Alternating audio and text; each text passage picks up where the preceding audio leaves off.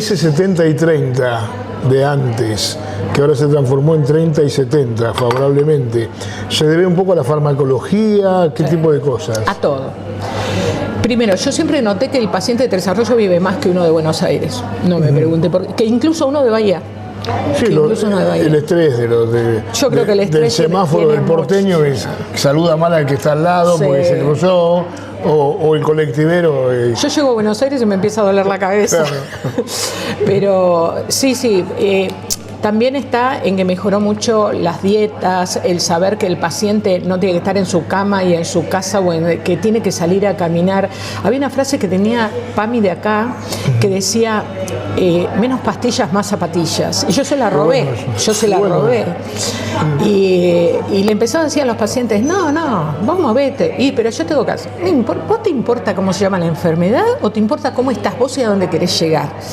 Entonces yo hacía pactos con el paciente, hacíamos tratos. ¿Cómo disociarlo del nombre de la enfermedad?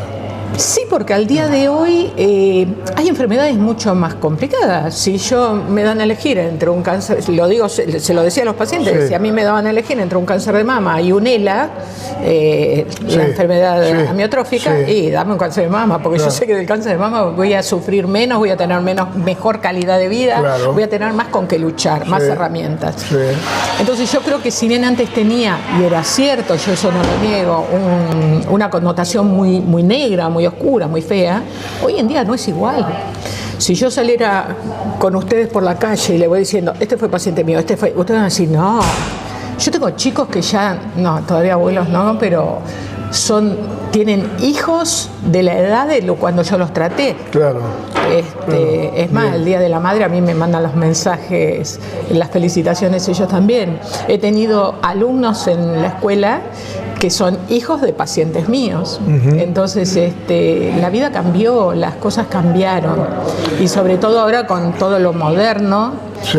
Yo tuve un quiebre muy grande, lo tuvo toda la oncología, que eran los médicos más grandes, cuando tuvimos que enfrentar las nuevas medicinas, la medicina de precisión, la medicina personalizada, la inmunoterapia, todo eso era como aprender chino a una edad determinada. A ver, ¿cómo cambió eso? A ver, eso cambió muy rápido. Ejemplo, digamos, muy rápido. Fuimos a un congreso, no me acuerdo si fue el de Alemania o cuál fue el anterior, el de Dinamarca, y ya se empezó a hablar mucho de medicina de precisión y había nuevas moléculas y esas moléculas no tenían nada que ver no tenían ni las mismas toxicidades de la quimio, iban por otro camino, ayudaban, pero a su vez le vapuleaban todo el sistema inmunológico del paciente, entonces los síntomas, era dar vuelta a la página, empezar de nuevo. Todo lo que aprendí en la universidad. Todo lo que yo había aprendido se iba a la basura y empezaba de nuevo. Y ahí muchos oncólogos, los más grandes, decían, bueno, hasta acá.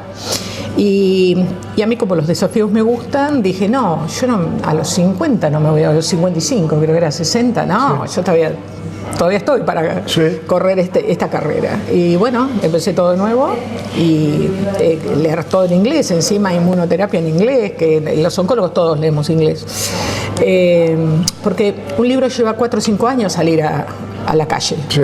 Entonces, para nosotros el internet nos dio la gran mano, porque nosotros ya estudiamos todo. Mi último libro que compré, hace 20 años. Claro, tengo el mundo a mi disposición también, ¿no? Sí. Y ahora, por ejemplo, yo he hecho consultas, me tocó un caso muy raro en Tres Arroyos de una chica que no era precisamente un cáncer, pero se le interpretó al principio como un cáncer, y yo consultaba con gente de China, al hablar inglés, con gente de Alemania. Era el 8º caso en el mundo que había de esa chica, y no era un cáncer. Y esa posibilidad de la consulta, pero lo que a mí me complicaba era estar sola, como vos dijiste al principio, es muy duro el no tener con quién llorar. Yo lloré bastante con esto, pero no porque el paciente me hubiera hecho algo mal, sino a veces la impotencia de no haber podido ayudar a cierta gente. Sí, además por ahí uno se hace amigo del paciente y cuando el paciente se va es como que tiene un sentimiento de culpa aunque no lo tenga, porque evidentemente el desarrollo no se puede hacer magia. En mi caso yo culpa no, pero sí impotencia. Claro, por eso, a eso voy. Y me pasó, y parte de mi jubilación tiene que ver con que una de esas pacientes se convirtió no en mi amiga, sino en mi hermana del alma, y murió justo, fue la que creo que cerró el capítulo que yo dije hasta acá llegué, porque yo ya venía muy cansada, muy agotada. Me imagino. Lo que yo quería era, mi finalidad cuando llegué a Tres Arroyos era hacer un servicio de oncología, porque a mí me parecía que Tres Arroyos no podía no tener un servicio de oncología. Entonces, bueno, ya ese año, el año pasado, se había dado de que había logrado el servicio de oncología. Casi me matan los amigos del hospital. Y si ahora te vas, no, pero también hay que dejarle el camino a otra gente, a gente más nueva. Yo estaba muy gastada, muy gastada. Ya últimamente iba al hospital y empezaba con dolor de pecho, con vértigo, venía y me acostaba en la cama. Ya estaba agotada y yo sentía que no tenía mucho más para dar. Y la gota que derramó el vaso, en el mismo año muere mi hermano biológico, después de 2 años en terapia intensiva por una enfermedad no degenerativa, sino por un problema de plaquetas, que estaba en Buenos Aires, y muere mi amiga. Y ahí creo que a mí se me... Claro. Dije, ¿qué voy a poder dar yo si estoy vacía yo? En ese momento yo me sentía muy vacía. Y ahí empecé a pensar, yo hacía rato que venía bregando porque buscaran otro oncólogo. Y porque yo sabía que en algún momento la edad me iba a alcanzar. Y bueno, y eso fue un quiebre muy grande, ¿no? El sentir que yo no podía dar. Y la verdad que fue una sorpresa hermosa, porque yo me jubilé y el celular explotaba, claro, de gracias y esto, encontrarme, claro, en la calle y que a uno lo abracen. Y no es una especialidad, uno no es neonatólogo que trajo un bebito lindo, claro, y le dijo, acá tenés, mirá que él tiene los 10 deditos. Y eso fue para mí me empezó como a llenar otra vez la mochila, ¿no? Claro. Sí. Yo me acuerdo cuando de mi época de estudiante, hace ya muchos años, dos palabritas, decía agente etiológico, que viene a ser el que genera una enfermedad, digamos, es la bacteria, el causante, o qué sé yo, el causante. No lo tiene el cáncer, ¿no? No hay uno definido. Sí. Mire, el cigarrillo, por ejemplo, mucha gente le adjudica al cigarrillo un factor. Hay muchos más, evidentemente, ¿no? Debe ser hay 4 o 5 principales. ¿Ah, sí? Ajá. En realidad, el único agente etiológico son los virus. Hay una determinada cantidad de virus. Por ejemplo, el HPV en cuello uterino. Ahora, hace poquito fue la campaña de cuello uterino. Ajá. El HPV sí, por eso se insistía tanto. Yo a los alumnos míos en la escuela les enseñaba a ponerse preservativo, porque es una enfermedad de transmisión sexual que se puede prevenir y no llegar al cáncer de cuello uterino. Hay un porcentaje muy grande que tiene que ver con el HPV, hay otros que no. Pero también yo digo que muchas veces compramos los boletos. El cáncer de pulmón, todo el mundo te puede decir, bueno, pero yo conozco a fulano que no fumó, pero estuvo al lado de un gran fumador, claro, estuvo en una profesión que lo favoreció. Muchos lo compramos, o sea, fumar, el exceso de alcohol, el exceso de grasa, el que yo cuando veo los lechones móviles me parece genial que lo vendan, ¿no? Pero hay gente que come el pedacito y después se cuida. Pero hay gente que se come el pedazo de chancho, más el alcohol, más después no salir a caminar. Y especialmente le gusta la parte de la grasa. Claro, del tipo de grasa animal, o sea, la dieta. El ejercicio, que no le damos bolilla, el ejercicio, los virus, una parte muy chiquitita la herencia, que es un 5% nada más. Uno le echa mucha culpa a la herencia, pero no. Y sobre todo lo ambiental. Nosotros no nos damos cuenta, pero nosotros vivimos en una casa que es el planeta, y cada vez que los derrames de petróleo, que por algo ustedes habrán visto que los chicos en las estaciones de servicio son guantes, porque el petróleo genera cáncer. Sí. Entonces, vivimos en un planeta donde no lo cuidamos para nada. Y yo en una época hice ambiente para la Asociación Argentina de Oncología y daba charlas, hemos grabado sesiones como esto y se pasaban en todo el país. Porque los nitratos, el comer la comida, ¿por qué la comida enlatada está tan mal vista? Porque tiene nitratos que el cuerpo los convierte en nitritos y eso produce cáncer de colon. Entonces, si estamos todo el día abriendo latas, estamos comprando, y si nos encantan los chorizos, y ojo, vamos a aclarar, yo como chorizo, salame, pero en cierta medida. En cierta medida. Y lo otro que yo por ahí les enseñaba también a los chicos es, te mandaste la cerveza, la picadita, todo, comete una lechuga, un tomate, una mandarina. ¿Te vas al campo a comer un asado? El asado, el carbón, es una de las peores cosas que hay. Sí. Entonces, hacelo a leña, hacelo a la llama, no lo hagas en parrilla, hacelo a la llama, y después comete una lechuga con un tomate y 2 gotitas de limón. Y llévate una mandarina o una naranja. Eso es transportable a cualquier lado, no necesita heladera. Sí. Entonces, qué pequeñas cositas con pequeñas intervenciones que nos podemos cuidar. Me quedé con un tema, el de las latas, que se usa tanto, ¿no? Supongo que debe estar mejorado el tema, pero antes decía que el plomo que había en las latas que se desprendía... No es lo más problemático. Lo más problemático es que estamos comiendo 4 gramos de plástico por día. Eso es más problemático. Tendríamos que volver a las botellas una lata de atún, digo. ¿El atún está en ese sentido? Sí, pero ahora ya está más cuidado ese aspecto. Igual desprende aluminio y eso sí. Claro. Pero el problema de la lata no es ese. El problema de la lata es que para que el atún se conserve, la sardina, lo que sea, los no mejoradores, se me ocurre ahora que otra lata. Las arvejas, los tomates. Sí, tanta cosa. Tomate hay que usar de botella. O natural. Pero para que eso se conserve tiene altas concentraciones de sal que uno no lo nota, pero sí, y tiene nitratos para poder conservarlo. Entonces eso es altamente dañino. Y también el ambiente en que estamos. Nosotros estamos sumergidos en el campo y ahora se empezó a mejorar todo lo que era herbicidas, no vamos a decir pesticidas, herbicidas, antihongos, contra los hongos que se usan en el campo. Antes el glifosato era horroroso, ahora el glifosato le cambiaron la fórmula, sigue siendo glifosato, pero le sacaron la parte que era más dañina, que era el surfactante, pero estamos llenos de nitrato, o sea, para poder producir hay que poner urea. Pero a ver, no demonicemos al campo, porque yo te puedo asegurar que es mucho más dañino todo lo que hacemos nosotros de no caminar, de fumar, de tomar alcohol, de comer grasa, eso es más dañino de repente.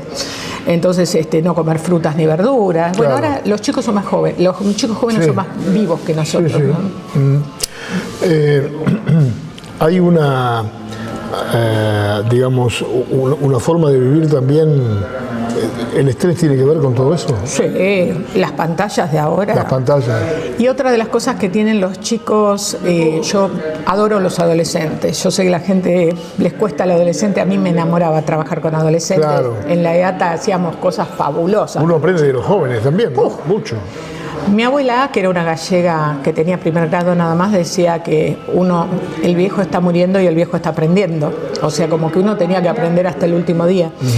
Y los chicos tienen esa cosa de más ahora de cuidarse, de las dietas, de hacer ejercicio. Yo voy al kinesiólogo y ahí tengo de compañeros, la mayoría son todos chicos jovencitos.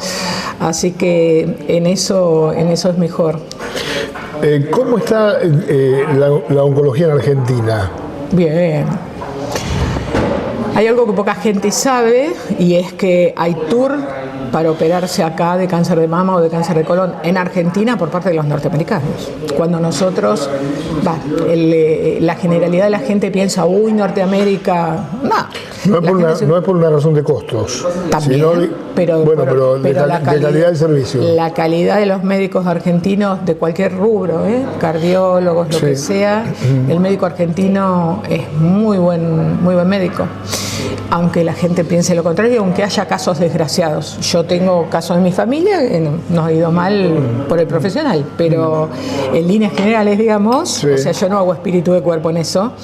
En líneas generales, el médico argentino es muy buscado. En Estados Unidos, el MD Anderson, los principales hospitales oncológicos, si pueden chupar un oncólogo argentino, se lo llevan.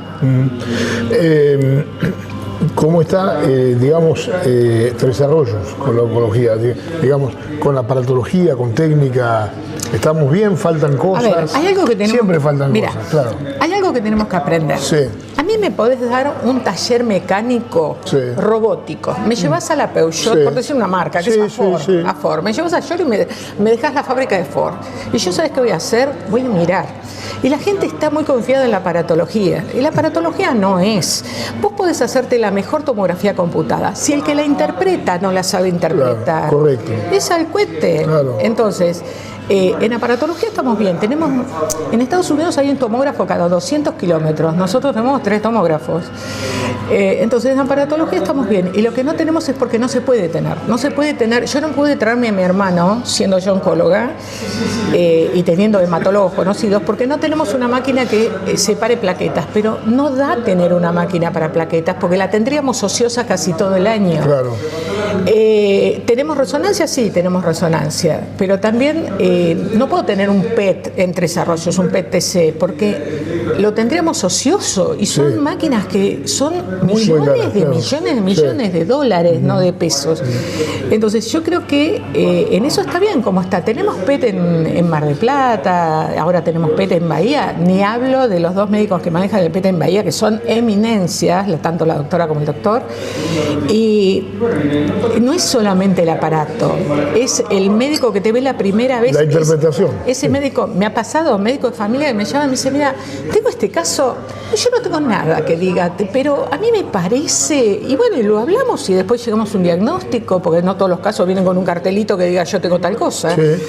Y por eso el ojo avisor del médico, de la médica, yo digo médico pero por costumbre, pero del médico, de la médica, de la enfermera que le dice, che, fulanito, Juancito, ¿por qué no te vas a ver al doctor? O el que le toma la presión, ¿por qué no te vas a ver al doctor?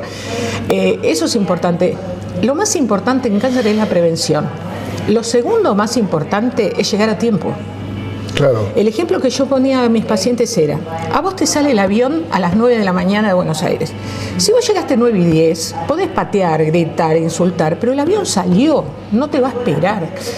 Y nosotros estamos siempre como que somos, a veces los seres humanos, me incluyo, somos muy ansiosos, pero también somos como, nah, a mí no me va a pasar, o no, total, esto, sí.